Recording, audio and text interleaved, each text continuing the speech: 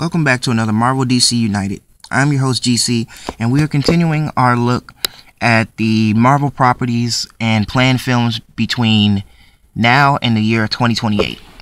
Let's get started. First of all, I wasn't really interested in the whole reboot of the Fantastic Four franchise, but when I heard that they're going to be based on the Ultimate Fantastic Four, I changed my mind. And this is due to the fact that there are more bad guys for the Fantastic Four to focus on.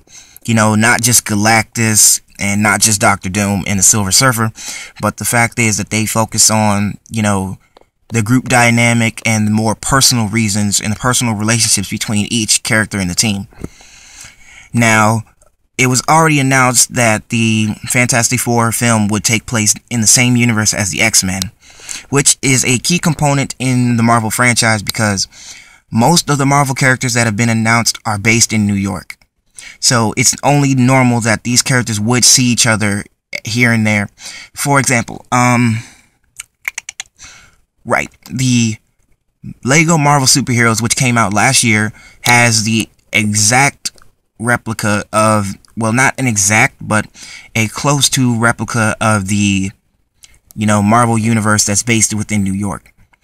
At the far edge of New York, you have the Xavier Institute for the Young and Gifted, and at the edge, you have at the near edge of New York, you have the Baxter Building. So, looking at that, it means that those characters were, you know, going to show that this kind of thing is going to be happening. You know, maybe they'll find one day they'll team up with one of the X-Men. Maybe the X-Men will make an appearance. Who knows? But if I had to focus on not just the storyline or the fact that the character is going to make appearance with other characters in the Marvel franchise, focusing on that is not really important. I'm focusing on the fact that they haven't released a plot to the story. They haven't released any, you know, they claim that they don't leak out information. They haven't even released a title for the film. They just call it the Untitled Reboot. They haven't even given a title yet. And the storyline, as far as it is that all 5 of them are friends. And I say 5 because Victor Von Doom is actually a friend of theirs. And like I said, it's always going to lead up to a certain point of where the franchise is going to go a little further in with its personal relationships between all four of the Fantastic members and the personal relationship between Johnny, Sue, and their father. Now, if they really do befriend Dr. Doom in the film, it's only natural that he'll probably betray them, and then it'll become an all-out fight between friends. But that's just my opinion on the fact that there's a reboot and a sequel plan. I mean, they made a sequel plan even when the reboot hasn't even been released yet.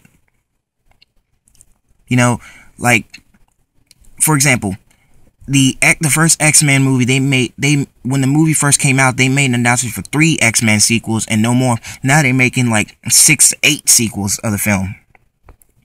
Next thing you know, they're gonna have the Fantastic Four, you know, break off and do their own thing in solo films, you know, that kind of thing. I mean, what are they wasting their time on? I mean, I'll gladly read a Human Torch or a Invisible Woman or any of the Fantastic Four comic book, but the fact of the matter is that there are certain characters that don't want to waste their time with them. You know? As comic books, you know, they're not going to always go by the comic books, you know, it's basic. They're not going to go by the comic books because they don't want to. But it's also due to the fact that it's all based upon the views and the development that they put in this team to, you know, make it worthy of being called a Marvel film. But that's all I gotta say about it. You know, the film comes out in 2015 and the sequel is announced for 2017. So drop a comment down below, feel free to subscribe, and I will bring you guys more Marvel DC United films.